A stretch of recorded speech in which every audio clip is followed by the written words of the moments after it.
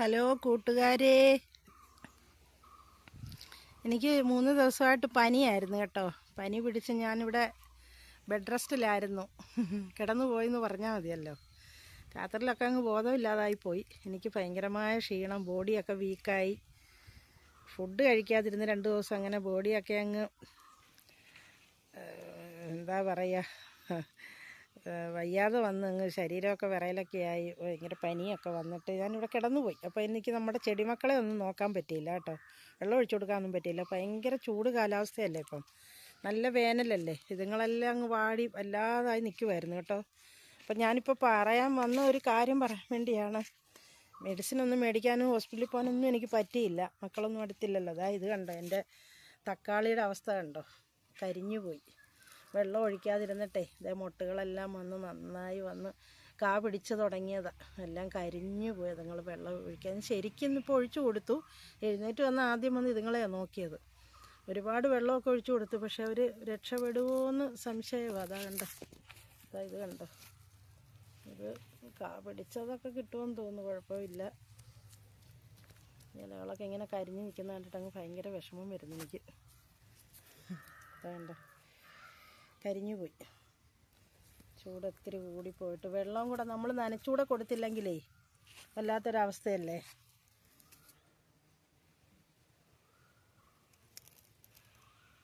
നിറച്ച് കാ പിടിച്ച് വന്നതാണ്. ഇത് കുഴപ്പമില്ല, ഇതൊക്കെ ഒരുമാതിരി നന്നായി നിൽക്കുന്നുണ്ട്.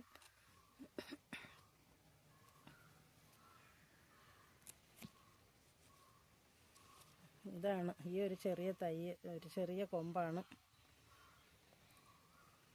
അത് ജലാംശം ഇല്ലാഞ്ഞിട്ടേ കരിഞ്ഞു പോയതാണ്. ഭയങ്കര വിഷമമായിപ്പോയി എനിക്ക്. പിന്നെ അതുപോലെ തന്നെ എൻ്റെ ഒരു തായ്ലൻഡ് ചാമ്പ, ഇവിടെ നമുക്ക് തായ്ലൻഡ് ചാമ്പകളൊക്കെ വെച്ചിട്ടുണ്ടായിരുന്നല്ലോ. അപ്പം നമ്മുടെ ഡൽഹാരി ചാമ്പയാണെങ്കിൽ കായ്ച്ചായിരുന്നേ. കായ്ച്ച് കുറേ കായ്കളൊക്കെ വന്ന് പഴങ്ങൾ വന്നുകൊണ്ടിരിക്കുമായിരുന്നു. അപ്പം ഞാൻ ഇടയ്ക്കിത് നനച്ചു കൊടുത്തില്ലെങ്കിൽ കായ്കളൊക്കെ അങ്ങ് വാടി നിൽക്കും. അതെല്ലാം കൊഴിഞ്ഞു പോയി.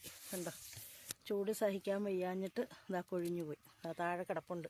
ഞാൻ വന്ന് നോക്കിയപ്പോൾ ഇവിടെ എല്ലാം വീണ് കിടപ്പുണ്ടായിരുന്നു. കണ്ടോ, ഞാൻ ഇന്ന് നനച്ചു കൊടുത്തതുകൊണ്ട് അവർ ഫ്രഷായിട്ട് നിൽക്കുന്നത്.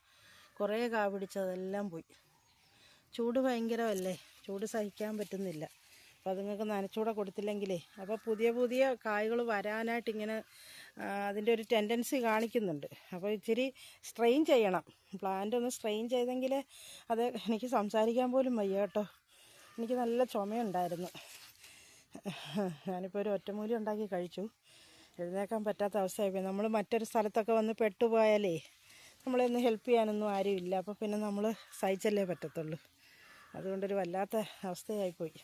ലൈവൊക്കെ ചെയ്തിട്ട് എത്രയോ ദിവസങ്ങളായെന്നറിയാം. ലൈവൊന്നും ചെയ്യുന്നില്ല, എൻ്റെ വീഡിയോസെങ്കിലും കണ്ട് എൻ്റെ മക്കളെ എന്നെ ഒന്ന് സപ്പോർട്ട് ചെയ്തതാണ്.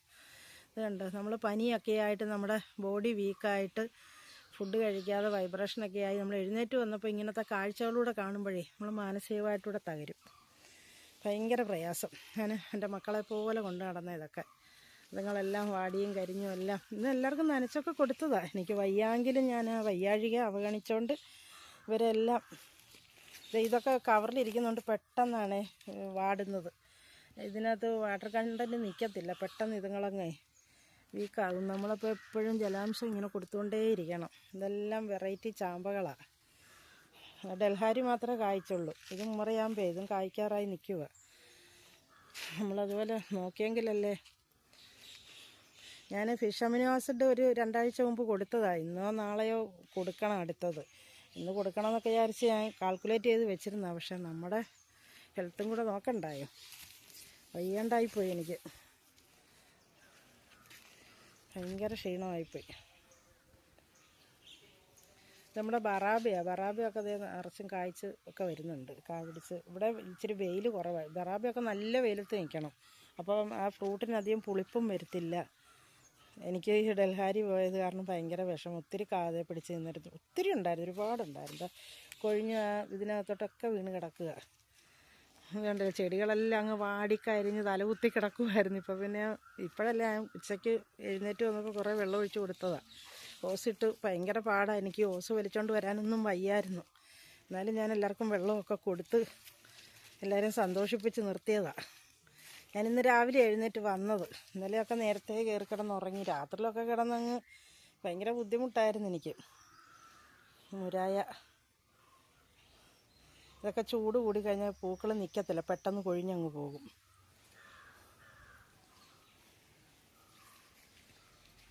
ഞാനിവിടെ എല്ലാം നല്ല വൃത്തിയായിട്ട് ക്ലീൻ ചെയ്തിടുന്നതാണ്. 2-3 ദിവസം കൊണ്ട് വീടിൻ്റെ ഫ്രണ്ട് വശത്തോട്ടൊക്കെ പോകാറ് പോലുമില്ല ഞാൻ. വയ്യാത്ത കാരണം ഇതിനകത്ത് പെട്ടുപോയി. ഇതാ നമ്മുടെ ഓറഞ്ച് പുതിയ തളിർപ്പൊക്കെ വന്ന് അതേ കാ പിടിച്ച് തുടങ്ങി. എന്നാലും ഞാൻ പിന്നെ ഇപ്പോൾ എല്ലാം നനച്ചു കൊടുത്ത്. കഷ്ടമല്ലേ, അല്ലെങ്കിൽ അതെല്ലാം കൊഴിഞ്ഞു പോകത്തില്ലേ. എനിക്ക് ഓസ് വലിച്ചുകൊണ്ട് നടക്കാൻ വയ്യാഞ്ഞുകൊണ്ട് 2 ദിവസം കൊണ്ട് വെള്ളമൊന്നും ഒഴിക്കാതെ നമ്മളെ ഡിപ്പെൻഡ് ചെയ്ത് ജീവിക്കുന്ന സസ്യങ്ങൾ പാവം. അതുങ്ങൾക്ക് തന്നെ ഇച്ചിരി വെള്ളം പോയി എടുക്കാൻ, ആഹാരം പാചകം ചെയ്യാനൊക്കെ പറ്റുമോ? നമ്മൾ കൊടുത്തെങ്കിലല്ലേ അവർക്കത് റെഡിയാക്കാനൊക്കത്തുള്ളൂ. നമ്മൾ വെള്ളം കൊടുത്തെങ്കിൽ മാത്രമല്ലേ അവർക്കത് വലിച്ചെടുത്ത് വേരുകളിലെത്തിച്ച് കാണ്ടത്തിലെത്തിച്ച് അതുങ്ങൾക്ക് ഭക്ഷണം ഒരുക്കാനൊക്കത്തുള്ളൂ. സൂര്യപ്രകാശവും വെള്ളവും അവർക്ക് അത്യാവശ്യമല്ലേ. ഞാൻ നിർത്തുക, എൻ്റെ ചുമ നിങ്ങൾ കേൾക്കണ്ട. വയ്യാണ്ടായിപ്പോയി. അങ്ങനെ അസുഖമൊന്നും വരുന്നതല്ല. 2 വർഷം മുമ്പ് ഒരു പനി വന്നതാണ്. പിന്നെ ഇപ്പോൾ ഒരു പനി വന്നു. അത് സാരമില്ല. ഞാൻ ഈ പണിയൊക്കെ ഇവിടെ വന്ന് ചെയ്തപ്പോഴേ മുറ്റമെല്ലാം ക്ലീൻ ചെയ്തല്ലോ, പുല്ലെല്ലാം ചെത്തിക്കളഞ്ഞ്. അപ്പോൾ പൊടി ഒത്തിരി എൻ്റെ ഉള്ളിൽ ചെന്നിട്ടുണ്ട്. ഒരുപാട് പൊടി എൻ്റെ ഉള്ളിൽ ചെന്നിട്ടുണ്ട്. അതെല്ലാം പോകാൻ വേണ്ടിയിട്ട് ഉള്ള ചുമയാണ്. അത് പൊയ്ക്കോട്ടെ. അത് ഞാൻ ചുമയ്ക്ക് മരുന്നൊന്നും കഴിക്കത്തില്ല. അത് ചുമച്ച് കഫത്തിൽ കൂടെയൊക്കെ അങ്ങ് പോകട്ടെ എന്ന് വിചാരിച്ച് കട്ട വെയിറ്റിങ്ങിലാണ് ഞാൻ. അപ്പോൾ കുറേ വേദന നമ്മൾ അനുഭവിക്കണം. എന്നാലും മെഡിസിൻ കഴിക്കാൻ വയ്യ. മെഡിസിൻ കഴിക്കാനും വയ്യ, മെഡിസിന് പോകാനും പറ്റുന്നില്ല. വയ്യാണ്ട് വന്നാൽ പിന്നെ എങ്ങനെ ഹോസ്പിറ്റലിൽ പോകാനാ? കിടന്നു പോകും. അപ്പോൾ ഇതൊക്കെയാണ് നമ്മുടെ വിശേഷങ്ങൾ. വീഡിയോസ് കണ്ടൊന്ന് സപ്പോർട്ട് ചെയ്ത് തരുമോ? Thank you dears.